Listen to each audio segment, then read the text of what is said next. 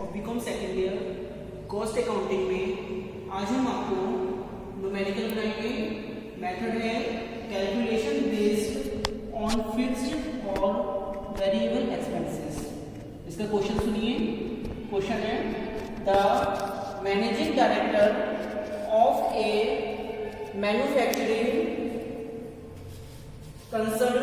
consults you as to the minimum price at which he can sell the output of one of the departments of the company which is intended for mass production in future.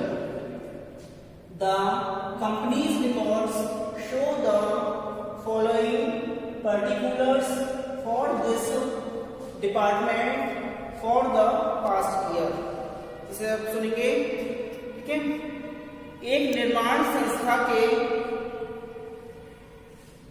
प्रबंध संचालक आपसे सलाह मांगते हैं कि वह अपनी संस्था के एक विभाग के उत्पाद को किस न्यूनतम मूल्य पर बेच सकते हैं जिसका भविष्य में बड़ी मात्रा में उत्पादन करने की योजना है।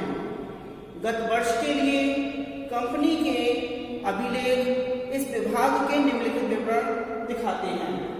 यह है production and sales 1000 units, materials rupees 1,30,000, direct labour rupees 70,000, direct charges rupees 10,000, work on cost rupees 70,000, office on cost rupees 28,000, selling on cost rupees 32,000 और प्रॉफिट रुपीज 50,000।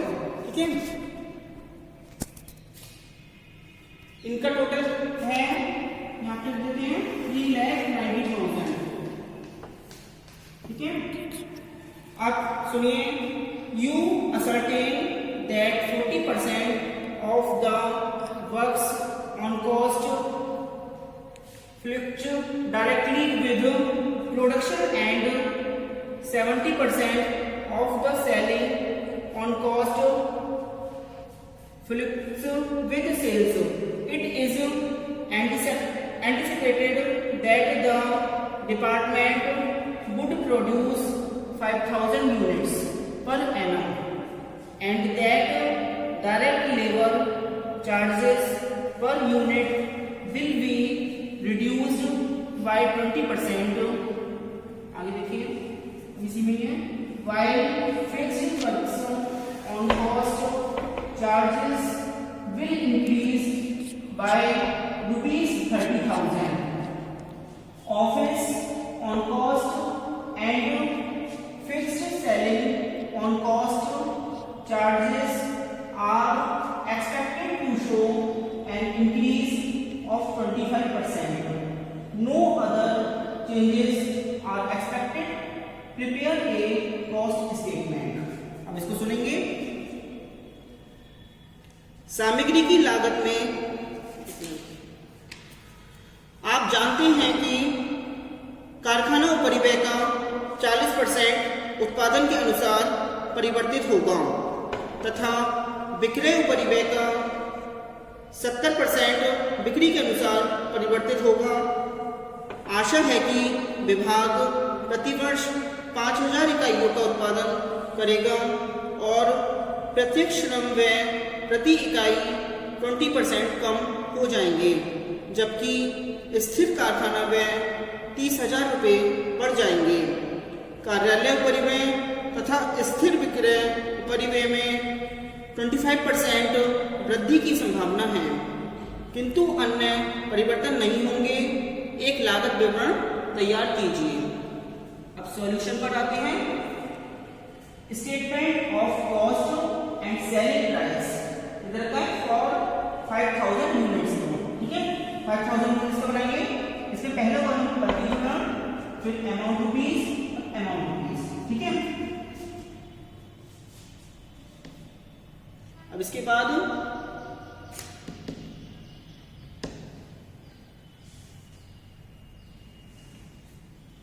सबसे पहले लिखते हैं हम मटेरियल्स, ठीक है।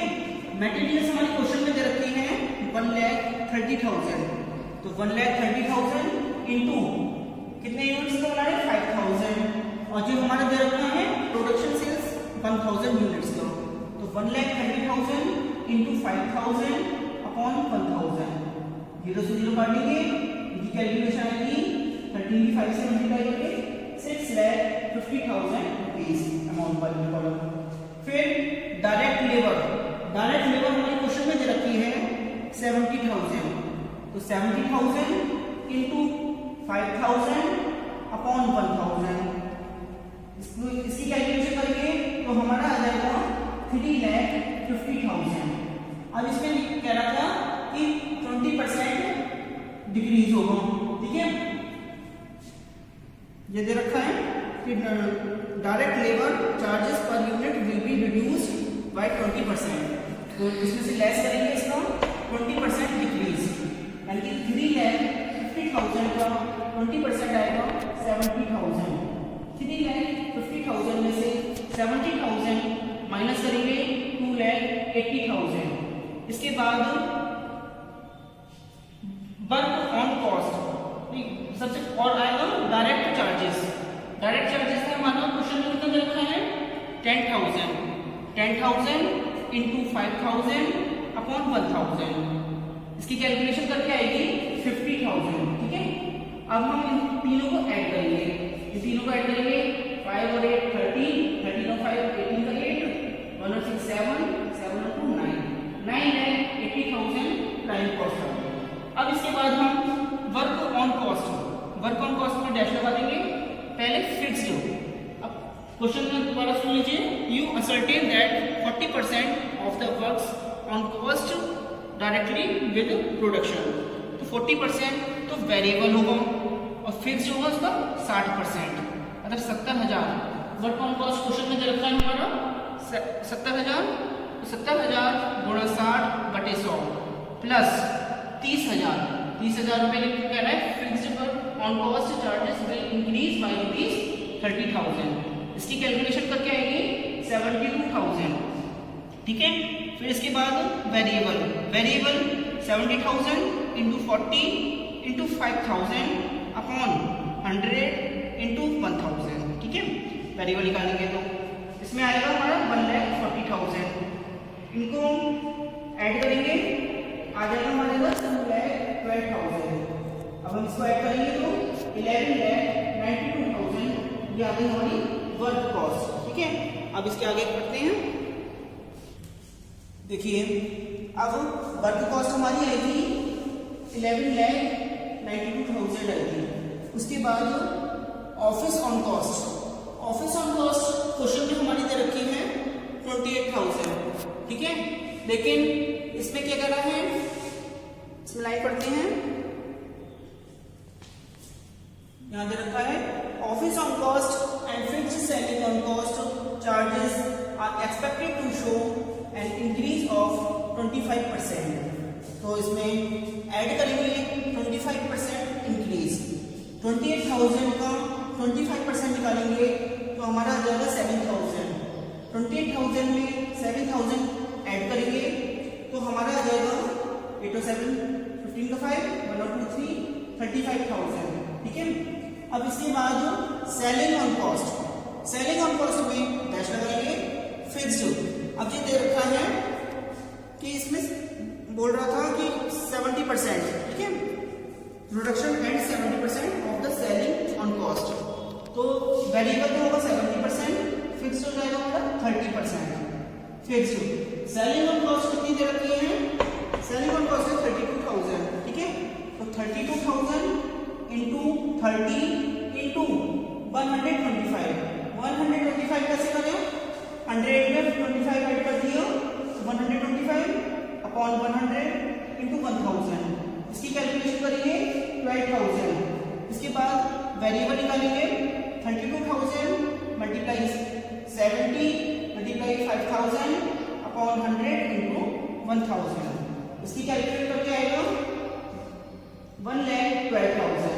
इन दोनों को ऐड करेंगे 2 और 2 4 1 और 1 2 1 1,24,000 अब हम इन तीनों को ऐड कर देंगे तो हमारा आ जाएगा, देखिए 2 और 5 7, 7 और 4 11 का 1 और 9 10, 10 और 3 10 और 3 13, 13 और 2 15 का 5 1 कैरी 1 और 1 2 और 1 3 1 30,51,000 टोटल कॉस्ट आ गई।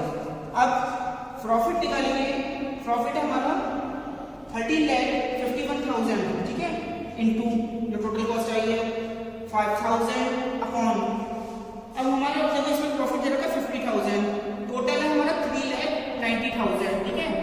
तो 3,90,000 में से इस 50,000 को माइनस कर देंगे 3,40,000, इसकी कैलकुलेट करके आएगा 1,98,676, इसको ऐड करेंगे तो हमारा आ जाएगा 15,49,676, ये आ गया हमारा सेल्स। अब हम इसका सेलिंग प्राइस निकालेंगे।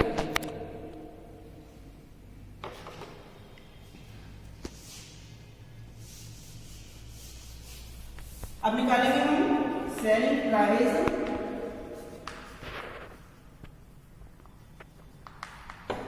पर यूनिट इक्वल टू, जो हमारा अभी सेल्स कितना है, 15,49,676 अपॉन 5,000 इज इक्वल टू, इसे डिवाइड करेंगे तो हमारा आ जाएगा रुपीज 309.94, ठीक है, ये है हो गया हमारा आंसर।